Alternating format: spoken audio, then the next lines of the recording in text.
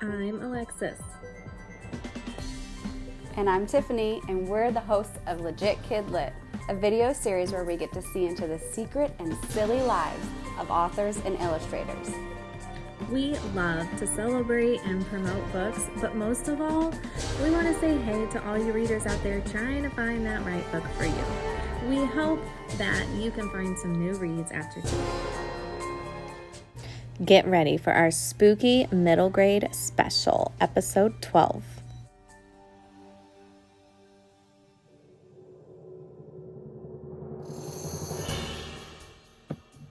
Hello, I am Leigh Lawrence, the author of the spooky novel, The Stitchers, the first book in the Fright Watch series. This follows two kids, Quinn Parker and Mike Warren, as they investigate the strange happenings in their small town called South Haven. They start to notice that their neighbors don't age, and in their investigation, they uncover the truth. It's scary. It's like Goosebumps meet Stranger Things, and Stephen King said the chills come guaranteed. I'm here today with my friend the werewolf, making noise in the background. I'm here to talk to you about my favorite spooky stories that I read as a kid. And the first is called Ventrella, about a vampire rabbit. This is by James Howe and Deborah Howe. And I loved this rabbit tail mystery. There was a whole series, and I actually wrote James Howe, the author, a letter, and I pitched a scary story, and he wrote me back this wonderfully long, sweet letter encouraging me to be a writer. So, Ventrella. The next book I heard scary stories from far too young. When I was in kindergarten, my librarian read a couple stories from Scary Stories to Tell in the Dark, and it was terrifying. We were all sitting there with our mouths open like, and it stuck with me. It's all based on folklore, and creepy cat. It's all based on folklore and strange happenings, and I've always been really interested in folklore stories that maybe happened, that somebody's uncle's brother, sister's friend said they swear they saw happen. A lot of ghost stories, monsters, things that go bump in the night, and there's a couple of different series. So this is Scary Stories to Tell in the Dark.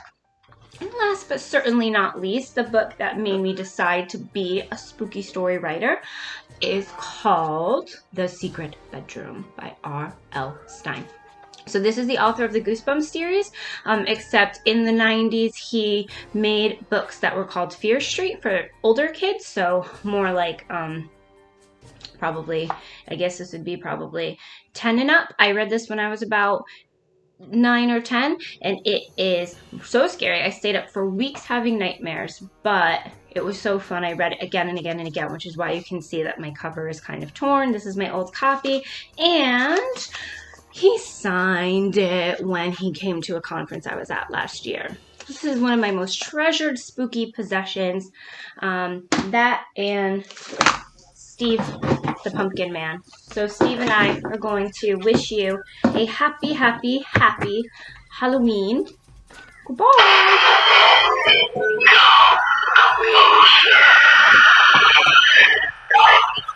Come closer. Hi, I'm S.A. Larson, but you can call me Sherry. I'm the author of the middle grade fantasy adventure Motley Education and its upcoming sequel, Dead Alley, which is going to be released next year. I'm here to share with you a ghostly encounter that I had when I was a kid. But first, before I do that, let me introduce you to Mumford. This is Mumford. I take him everywhere with me when I go to school visits and book signings and such, and all the kids get to pick his brain. So would you like to pick his brain? Have some candy? Good. Now we're ready. I used to babysit when I was 11 or 12 years old in this old farmhouse. It was a really nice farmhouse, but it had everything that you would expect that it would have. The peeling paint, the creaky, rickety boards, the hinges that clank, just the little noises that, when people say it sounds. Before the parents left, it was my first time babysitting, they just told me a little bit about the house and how it was creaky and stuff like that, and those noises and stuff, and then they went about their way. And I was there with the kids, and later on that evening, I got them ready for bed. And we were sitting on the couch, reading a book, and I kept hearing this like creak noise, more like a squeak. And so we were in like a middle den, and there was a living room off to the right. So I went, that's where I heard the noise, so I went over there and I checked it, and their windows, on the inside of their windows, instead of the blinds that you draw, they used to have these old wooden, you call them shutters, but that's the way they used to do it. And they were really nice, but they were wood, and they had hinges. And they were all closed early in the evening, and there was one that was open. So I closed it. And as I'm reading to the kids, that noise happened numerous times, and I would get up and I would go close it, and I just thought that, you know, one of the hinges was just a weak hinge or something, but then a different one it would be the next time I'd go. So I came back to sit with the kids, and the oldest daughter, I think she was maybe 8 or 9, she just said to me, "Oh, don't worry, it's just the ghost, it's just Emily," or whatever her name was.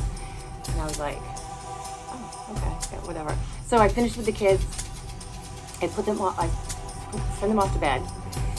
And I come downstairs and I go to the bathroom, and they had this small bathroom way. It was through like the kitchen, which was off another like long hallway den thing, and into the bathroom, because back then in those old farmhouses, every room didn't have its own private door. So sometimes you had to go, it's like a maze to go through some of these rooms. So I did that, and then I went and I sat down and I turned on the TV, and I was going to watch this scary movie for myself. And I did my job tonight with the kids. And I'm watching the movie, and then all of a sudden I hear this noise, and it sounded kind of like a hissing noise, and I knew nobody else was up. So I turned the volume on the TV down, and it really wasn't a hiss. It was more of like a buzzing hiss. It almost sounded like a wet buzz. It was weird. So I did the thing that the dumb girls do in a horror movie, and they hear the chainsaw noise. I went after it. I put the remote control down, and I started to follow the noise through the kitchen, through that long, dark tunnel of like a den hallway. And as I'm approaching that bathroom that I had just been in prior, the noise is increasing, this buzz. And as I step over the threshold to the bathroom, the wall in front of me is completely and utterly, every inch of it is covered in bugs. Like little itty bitty bugs. Like they were everywhere. There's no way they just came in. It was insane. So I stood there, and I'm gonna turn around and run away, and then I'm freaking myself up thinking, what if there's somebody behind me now? I was like all freaked out.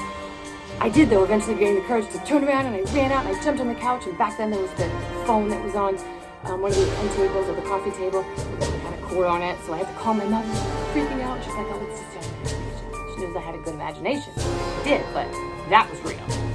Absolutely, 100% that was real. So she calmed me down, I hung the phone up, and then I thought to myself, I gotta go check. I got kids here. I have to go check. I have to be responsible. So I did. I went back down the hallway, creaked down all the hallway, and you know what? All the bugs were gone. Weird. And the question I usually get when I talk to the kids at school visits, did you go back to... Yeah, I did go back to babysit. It was a pretty cool house. I hope you guys all have a great October.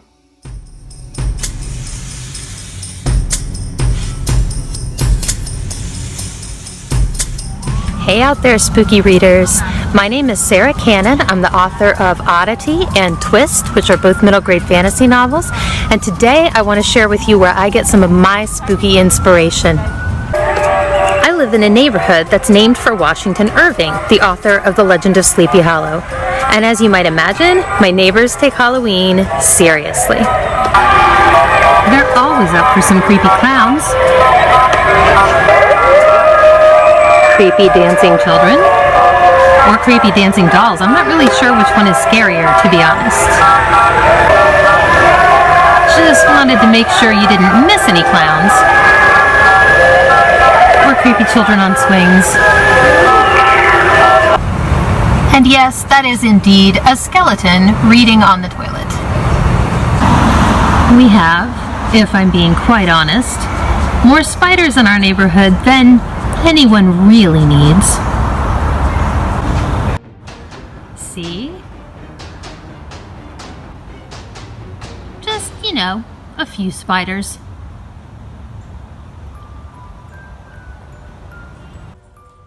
They really are amazing garden helpers. And who doesn't enjoy a good zombie baby now and then? His tongue wasn't out last year, y'all. He's getting there very slowly, but he is definitely coming to eat us. So there's some kind of epic dragon battle going on over here. Not actually sure who's winning or losing. You can see that the dragons are on guard and in some cases deceased. And also she appears to be getting away with an egg. This breaking and entering here, this has gotten bigger every year. He just keeps inviting his friends. We are literally the only neighborhood in the country that shuts down an interstate highway for their annual Halloween festival. Y'all remember that amazing costume of the Demogorgon from a few years ago? The one where the mouth robotically opens and closes? That was here. That person walked right by me. It was pretty great. I think what I'm trying to say is that with neighbors like these, it would be stranger if I didn't write spooky stories. Spooky reading and have a happy Halloween.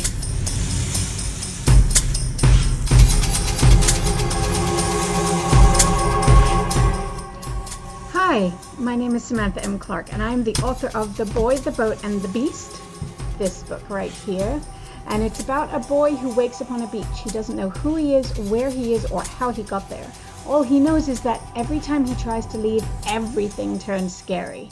And so he has to go on a journey to try and get back his memories, figure out what's happened to him, and find his way home. But along the way, he's got to face all of his biggest fears. Lots of spookiness going on.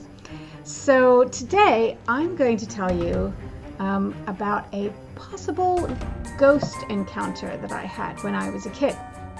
I think I was about 10 years old, and we lived in England at the time, and my parents were thinking of buying this very old farmhouse, like 200 years old. Nobody had lived there for quite a while, and it didn't have, it was completely empty, and it's been empty for a long time. So my parents and I went there, and they said, go and have a look around. Now, I'm an only child, so it was just me. And as they were looking around, they told me to go off on my own and just, have a look around and see what I thought of the house. So I did. And I went all around the downstairs, and then I went up these old stone steps to the second floor, and I poked my head into the rooms upstairs, and down this long hallway. There was this one door that was a little bit open, just a little bit.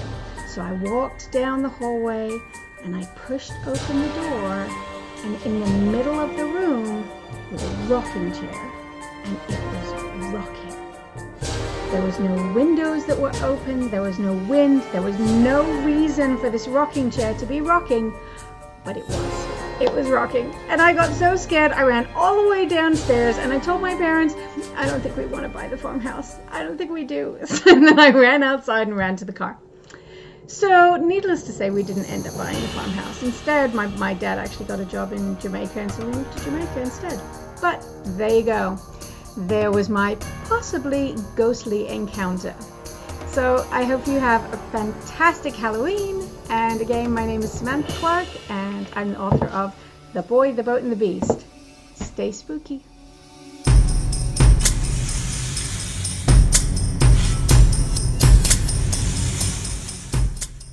Hi, it's Cynthia Rriggs, the author of From the Grave and Into the Shadowlands, spooky, kooky, Halloween adventure stories that you can read any time of the year. Here at the Reg House, we've got a bit of a haunted house going, so let me share the creature that you'll meet when you walk in my front door. I see my next ingredient has arrived. You must have no longer to cry. Your youth and flesh is the only price to ensure me of eternal life.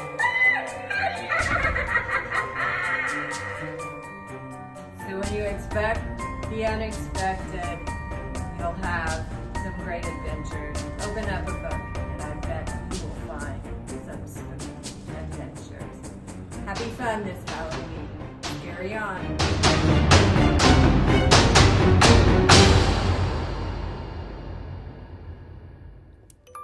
Hi, my name is Kim Ventrella, and today I wanted to talk to you about some of the spookier elements of the secret life of Sam, since we're celebrating Halloween here on Legit Kidlit. So The Secret Life of Sam is my newest book, and it's all about a boy named Sam. He grows up in this beautiful swamp in Louisiana with his pa, and his favorite thing is sitting out on the dock, cracking open an ice-cold orange crush, fishing, and listening to Pa weave his amazing tall tales.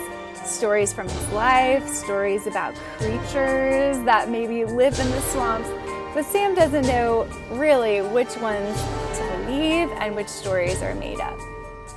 Now he's going to find out more about that later, because before the story begins, Sam's pa has an accident, a car accident, and he suddenly passes away. This is before the book begins, and Sam's world is completely turned upside down. Everything he thought he knew is just like wrenched out from beneath him.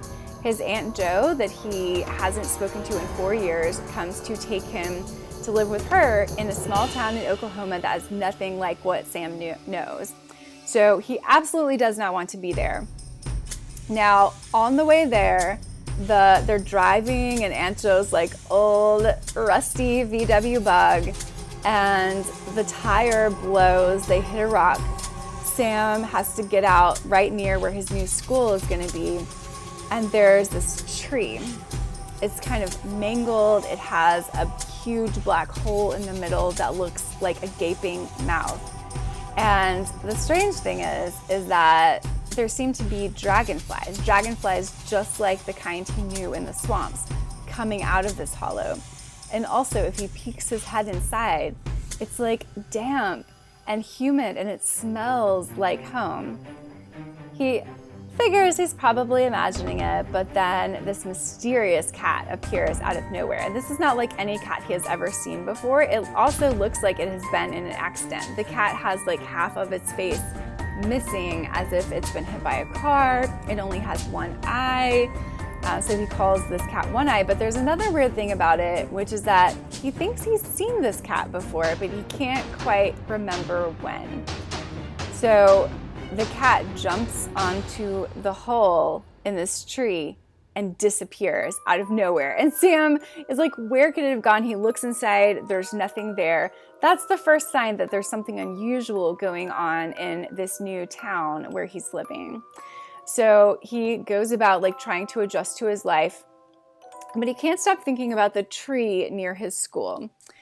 And he realizes something that he didn't think about the first time it happened. When the car broke down right outside of that tree, it was at the exact time of Pa's death.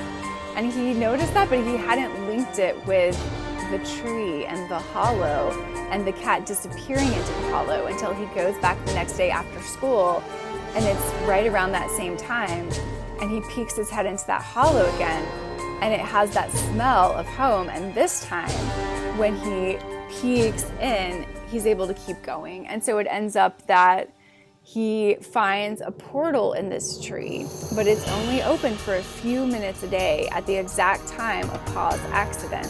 And he's able to crawl through and return to the swamps that he loves and be with Pa once more.